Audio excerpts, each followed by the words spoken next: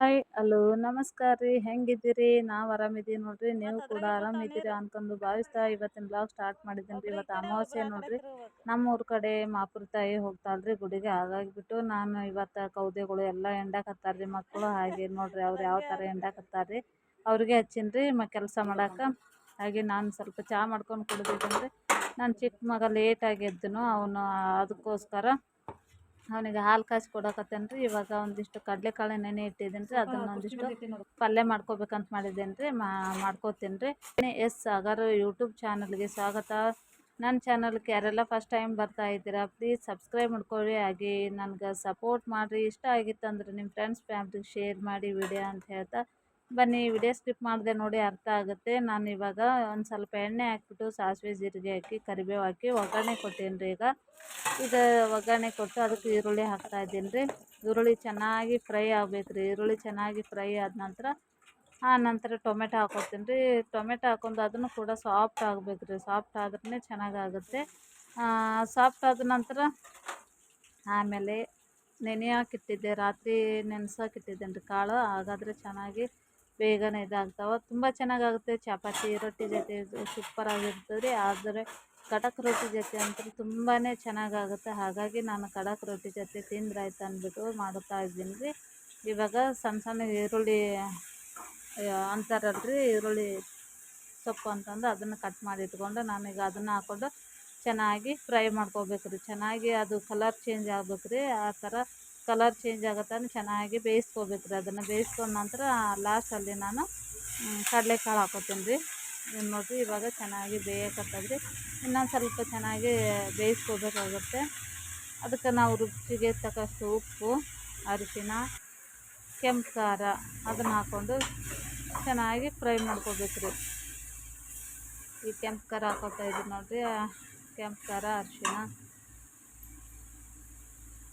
ಖಾರ ಜಾಸ್ತಿ ತಿನ್ನೋರು ಖಾರ ಹಾಕ್ಕೊಳ್ಬೋದು, ಕಡಿಮೆ ತಿನ್ನೋರು ಕಡಿಮೆ ಹಾಕ್ಕೊಳ್ರಿ.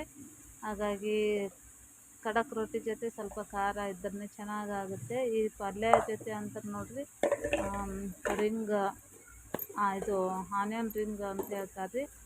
ಆ ಥರ ಅಂದರೆ ಉಳ್ಳಾಗಡ್ಡಿ ತಪ್ಪಲ ಅಂತ ಹೇಳ್ತೀವಿ ನಮ್ಮ ಕಡೆ. ಉತ್ತರ ಕರ್ನಾಟಕದ ಕಡೆ ಉಳ್ಳಾಗಡ್ಡಿ ತಪ್ಪಲ ಅಂತ ಹೇಳ್ತಾರೆ. ಅದನ್ನು ಚೆನ್ನಾಗಿ ಕಟ್ ಮಾಡಿಬಿಟ್ಟು ಈ ಥರ ಫ್ರೈ ಮಾಡಿಕೊಂಡು ಕಾಳು ಹಾಕಿದರೆ ಪಲ್ಯ ಸೂಪರಾಗಿ ಚೆನ್ನಾಗಾಗುತ್ತೆ.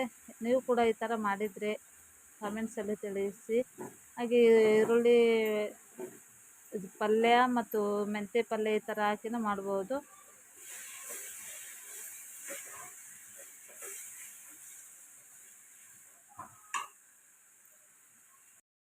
ನೋಡಿ ಫ್ರೆಂಡ್ಸ್, ಅಮಾವಾಸ್ಯೆ ಎಲ್ಲ ಆಗಾಗಿರುತ್ತೆ. ಇದು ಪೂಜೆ ಮುಗಿಸ್ಕೊಂಡೇನು ರೀ. ನೋಡಿರಿ ನಮ್ಮ ರಾಯರು ಹೆಂಗೆ ಕುಂತಾರೆ.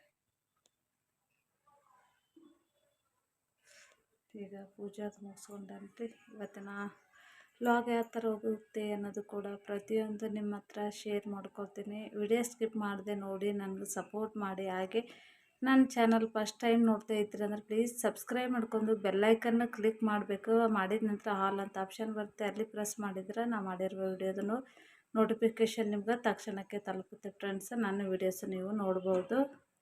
ಪ್ರತಿಯೊಬ್ಬರು ಹಾಲ್ ಅಂತ ಆಪ್ಷನ್ ಬರುತ್ತೆ, ಅಲ್ಲಿ ಪ್ರೆಸ್ ಮಾಡಿರಬೇಕು. ಹಾಗಾದರೆ ನಿಮ್ಗೆ ನಾ ವಿಡಿಯೋ ಬಿಟ್ಟ ತಕ್ಷಣವೇ ಬರುತ್ತೆ. ಹಾಗೆ ಲೈಕ್ ಕೊಟ್ಟರೆ ಏನಾಗ್ತದೆ, ತುಂಬ ಜನಕ್ಕೆ ರೀಚ್ ಆಗುತ್ತೆ ಫ್ರೆಂಡ್ಸ್. ಅದಕ್ಕೋಸ್ಕರ ಪ್ರತಿಯೊಬ್ಬರು ವಿಡಿಯೋ ನೋಡಿ ಲೈಕ್ ಕೊಡಿ, ಸಪೋರ್ಟ್ ಮಾಡಿ. ಜಳಕ ಆಯಿತು, ಹಾಗೆ ಪೂಜೆನೂ ಮುಗಿಸ್ಕೊಂಡೇನ್ರಿ. ಇವತ್ತು ರೆಸಿಪಿ ಬಂತು.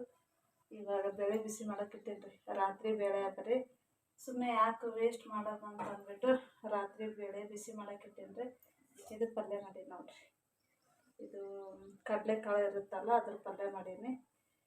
ಇವಾಗ ಪೂಜೆ ಅದು ಮುಗಿಸ್ಕೊಂಡೇನಿ ರೀ. ರೊಟ್ಟಿ ಹಾಕೋಂಗಿಲ್ಲ, ಹಾಗಾಗಿ ಸ್ವಲ್ಪ ಸಜ್ಜಕ್ಕದು ಹೋಳಿಗೆ ಮಾಡ್ಕೋಬೇಕು ಅಂದ್ಕೊಂಡೇನಿ ರೀ. ಇವಾಗ ಪೂಜೆ ಅದು ಮುಗಿಸಿನಲ್ರಿ. ಆನಂತರ ಸಂಜೆ ಟೈಮಿಗೆ ನಾನು ಹೋಳಿಗೆ ಅದು ಮಾಡಿಬಿಟ್ಟು ತೆಂಗದು ಹೊಡಿತೀನಿ ರೀ. ಇವಾಗ ಟೈಮ್ ಬೇರೆ ಆಗ್ಯದ, ಹಂಗಾಗಿ ಲೇಟ್ ಆಗ್ಯದ. ಸಂಜೆ ಈವ್ನಿಂಗ್ ಟೈಮು ಮಾಡ್ತೀನಿ.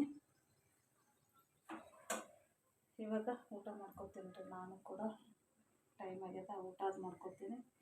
ಬನ್ರಿ ನಿಮ್ಗೆ ತೋರಿಸ್ತೀನಿ ಯಾವ ಥರ ಆಗಿತ್ತು ಪಲ್ಯ ಅನ್ನೋದು.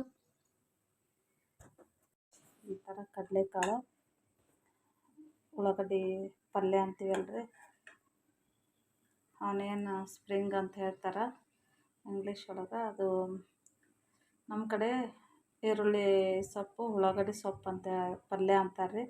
ಅದನ್ನು ಹಾಕಿ ಮಾಡೀನಿ ರೀ ಈ ಥರ. ಯಾವ ಥರ ಮಾಡೀನಿ ಅನ್ನೋದು ಕೂಡ ನಾನು ಬೇಕು ಅಂತ ಹೇಳಿದರೆ ನಿಮ್ಮ ಕಮೆಂಟ್ಸಲ್ಲಿ ತಿಳಿಸಿದರೆ ನಾನು ನಿಮ್ಗೆ ಶೇರ್ ಮಾಡ್ತೀನಿ. ನೋಡಿ ಫ್ರೆಂಡ್ಸ್, ಕಡಲೆಕಾಳು ಪಲ್ಯ ಮತ್ತು ಅಗಸೆ ಹಿಂಡಿ ಮತ್ತು ಶೇಂಗಾ ಹಿಂಡಿ ಎರಡು ತೊಗೊಂಡಿಲ್ರಿ. ಇವಾಗ ನೋಡಿರಿ ಖಡಕ್ ರೊಟ್ಟಿ ರೀ.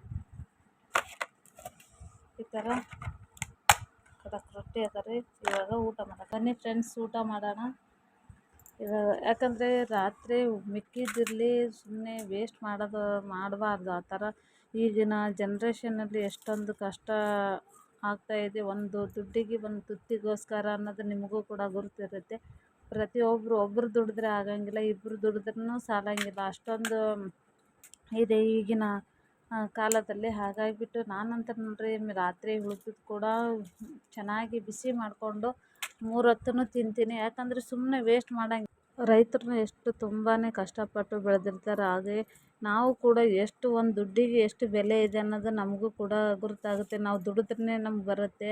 ಹಾಗಾಗಿ ನಾವು ಒಂದೊಂದು ದುಡ್ಡಿಗೂ ಬೆಲೆ ಕೊಟ್ಟು ನಾವು ಖರ್ಚು ಮಾಡಬೇಕಾಗತ್ತೆ. ಅದಕ್ಕೋಸ್ಕರ ನಾನು ಯಾವುದೇ ಇರಲಿ ನಾನು ಯಾವ ಥರ ಬಳಸಬೇಕು ಯಾವ ಥರ ಇಲ್ಲ ಅನ್ನೋದು ಯೋಚನೆ ಮಾಡಿಬಿಟ್ಟು ನಾನು ಬಳಸ್ತಾ ಹೋಗ್ತೀನಿ. ನಮ್ಮ ಮನೆಯವ್ರು ಬೈತಾ ಇರ್ತಾರೆ, ಏನು ಹೆಂಗೆ ಮಾಡ್ತೀಯ ನೀನು ಕಂಜೂಸ ಹಾಗೆ ಹೀಗೆ ಅಂತ ಇರ್ತಾರೆ. ಆದರೆ ನಾನು ತಲೆ ಕೊಡೋಂಗಿಲ್ಲ. ಗಂಡ್ಮಕ್ಳು ನೋಡ್ರಿ ಎಷ್ಟಾದ್ರೂ ದುಡ್ಡು ಖರ್ಚು ಮಾಡ್ತೀವಿ ಅಂತ ಹೇಳ್ತಾರೆ. ಆದರೆ ನಾವು ಹೆಣ್ಮಕ್ಳು ನೋಡಿಬಿಟ್ಟು ಯಾವ ಥರ ಖರ್ಚು ಮಾಡಬೇಕು ಯಾವ ಥರ ಇಲ್ಲ ಅಂದು ನೋಡಿಕೊಂಡು ಬಯಸಬೇಕಾಗುತ್ತೆ ಸಂಸಾರವನ್ನು. ಈ ವಿಡಿಯೋ ಇಷ್ಟ ಆಗಿತ್ತು ಅಂದ್ರೆ ಲೈಕ್ ಕೊಟ್ಟು ಸಪೋರ್ಟ್ ಮಾಡಿ ಫ್ರೆಂಡ್ಸ್.